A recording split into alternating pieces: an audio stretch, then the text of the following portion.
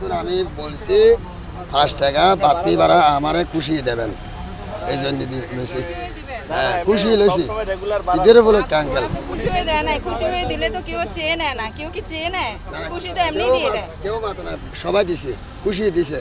মুহূর্তে আমি অবস্থান করছি চট্টগ্রাম কক্সবাজার মহাসড়কে। আজকে এখানে বিআরটির পক্ষ থেকে অভিযান পরিচালনা করা হচ্ছে। আমরা তাদের সাথে কথা বলেছি, তারা আমাদেরকে জানিয়েছেন অতিরিক্ত ভাড়া আদায় করছে কিনা, পাশাপাশি গাড়ির সমস্ত ডকুমেন্ট সব উকি আছে কিনা, তারা এগুলো আজকে তদারকি করছেন। তার আগে আমি আপনাদেরকে জানিয়ে রাখি, ঈদের দিন সকালবেলা চট্টগ্রাম কক্সবাজার মহাসড়কে অর্থাৎ চুনুতি এলাকায় সকালবেলা প্রায় 5 জন মৃত্যুবরণ করেছে। তারপরের দিনে ঈদের দ্বিতীয় দিনে প্রায় 1 জন মৃত্যুবরণ করেছে এবং ঈদের তৃতীয় দিনে চট্টগ্রাম কক্সবাজার মহাসড়কে প্রায় 10 জন মৃত্যুবরণ করেছে। এরপরে কিছুটা টনক নেড়েছে প্রশংসা সহ সর্বস্তরের মহলের। দর্শক, এই মুহূর্তে আমি অবস্থান করছি চট্টগ্রাম কক্সবাজার মহাসড়কের। এই মহাসড়কের অবস্থান যদি একটু তার আগে একটু আমি আপনাদেরকে দেখাই।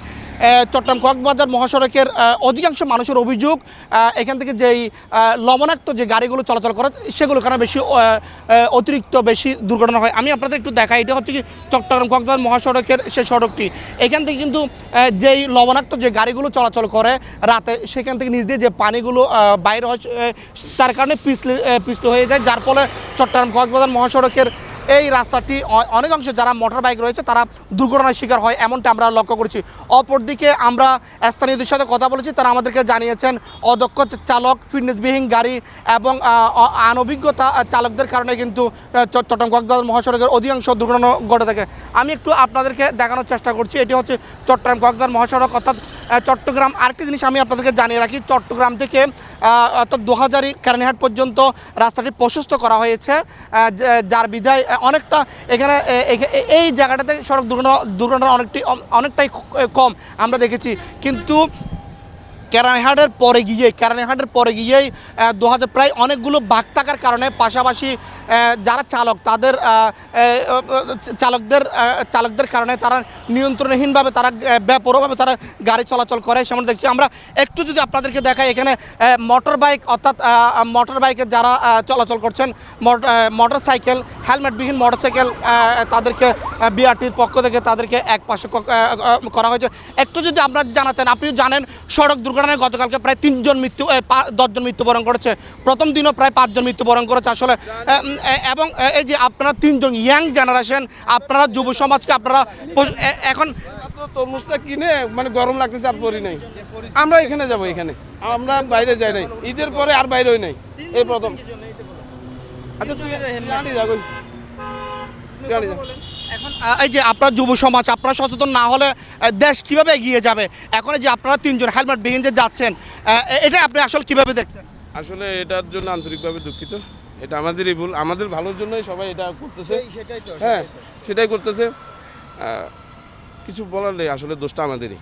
দর্শক, যেমনটি বলছিলাম, চট্টগ্রাম আজকে এই বিআরটি পক্ষ থেকে প্রশাসন সহ ম্যাজিস্ট্রেট সহ অভিযান পরিচালনা করছে, এমনটি আমরা লক্ষ্য করছি। আমরা যদি একটু পিছনের দিকে আপনাদেরকে দেখাই, তাহলে এই পাশ দিয়ে যদি একটু আমি আপনাদেরকে দেখানোর চেষ্টা করছি।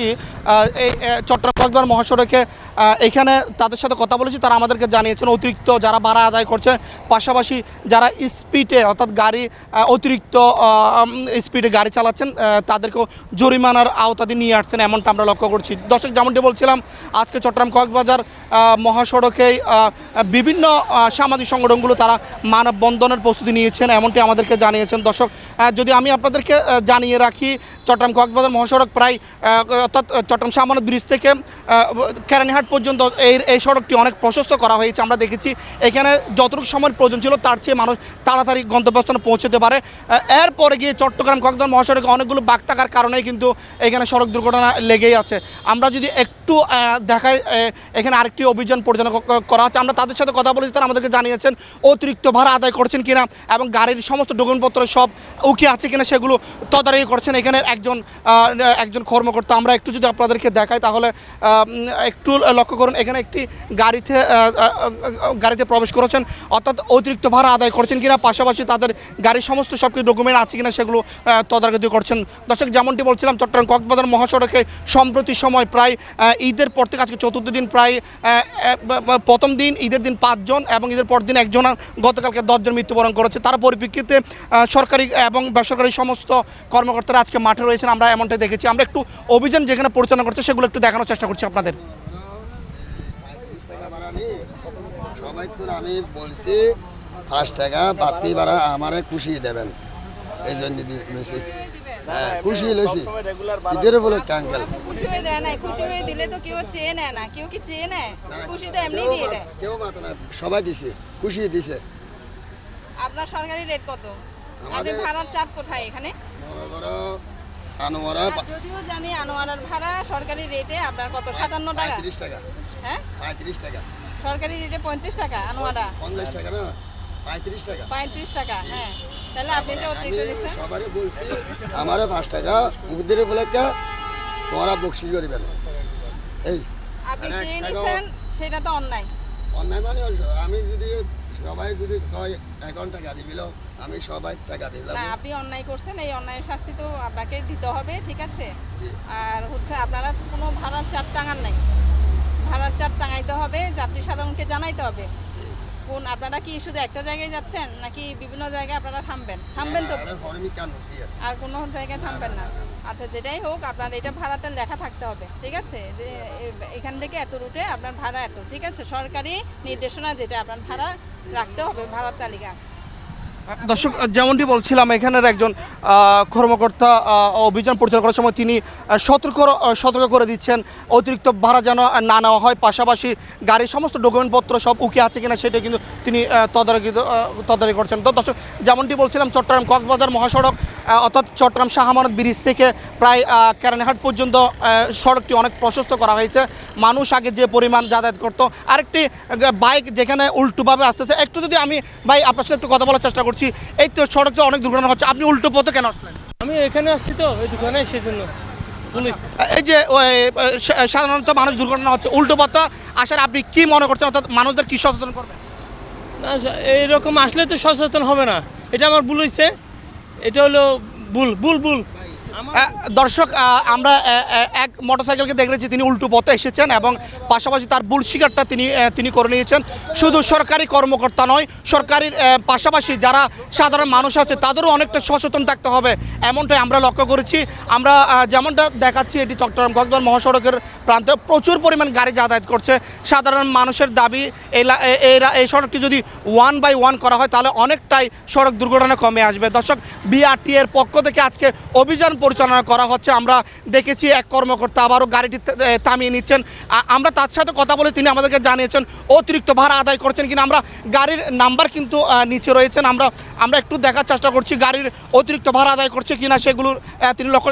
যেমনটি বলছিলাম, ঈদের দিনও প্রথম দিন প্রায় 5 জন মৃত্যুবরণ করেছে চট্টগ্রাম কক্সবাজার মহাসড়কে, দ্বিতীয় দিন 1 জন মৃত্যুবরণ করেছে এবং আজকে 5 জন মৃত্যুবরণ করেছে। তো আজকে বিআরটির পক্ষ থেকে প্রায় অভিযান পরিচালনা করা হচ্ছে, অতিরিক্ত ভাড়া আদায় করছে কিনা, পাশাপাশি গাড়ির সমস্ত ডকুমেন্ট ঠিক আছে কিনা সেগুলো তদারকি করছে। দর্শক, একটু যদি আমি দেখানোর চেষ্টা করছি অভিযান পরিচালনা করছে, সেগুলো একটু দেখানোর চেষ্টা করছি।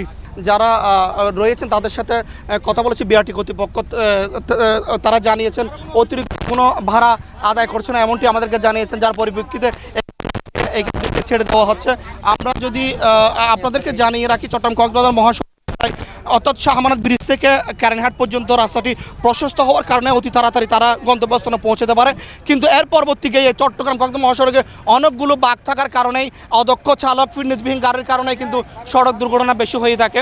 আমরা একটু আপনাদেরকে দেখাই, এখানে বিআরটির এক কর্মকর্তা তিনি তদন্ত করছেন গাড়ির সমস্ত ডকুমেন্টপত্র সব ঠিক আছে কিনা।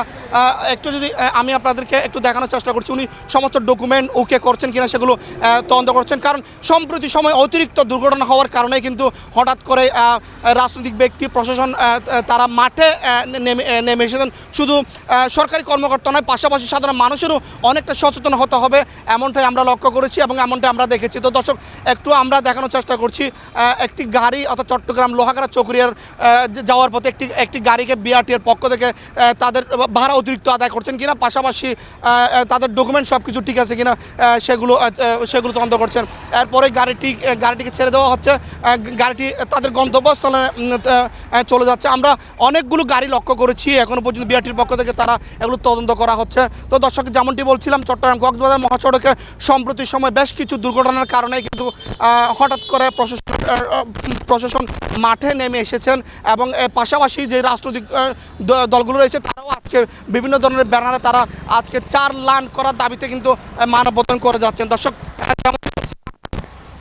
একটু যদি আপনাদেরকে দেখানোর চেষ্টা করছি জরিমানার যে কাগজটা, সে এখানে সম্ভবত জরিমানা করছেন, সেই বিষয়টা একটু আমি আপনাদেরকে দেখানোর চেষ্টা করছি।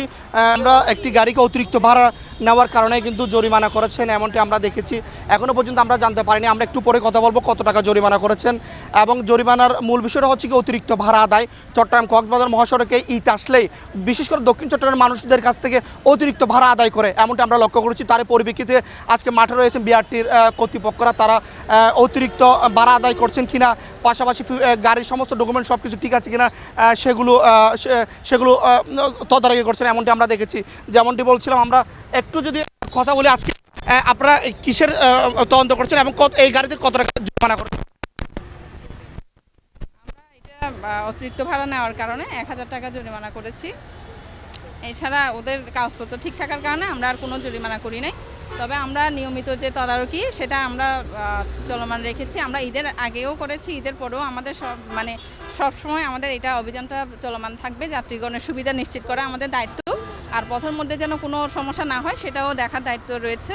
সেই কারণে আমরা বাড়তি ভাড়া থেকে শুরু করে যে সকল ডকুমেন্টস একটা গাড়ির কাছে থাকতে হবে, সেই সকল ডকুমেন্টস আছে কিনা, তারা সরকারি যেটা আমাদের আদায় বা রাজস্ব সেটা ঠিকমতো তারা দিচ্ছে কিনা সেটাও চেক করতেছি। তো পাশাপাশি আমরা যাত্রীদের যেন আবার পথের মধ্যে অন্য কোনোভাবে যেন হয়রানি করতে না পারে, সেটার জন্য আমরা তাদেরকে সচেতনতামূলক আমাদের যে নাম্বার আছে অভিযোগ জানানোর বা আমাদের কন্ট্রোল রুমের সাথে যোগাযোগ করার জন্য তাদেরকে সেটাও আমরা বলে দিচ্ছি।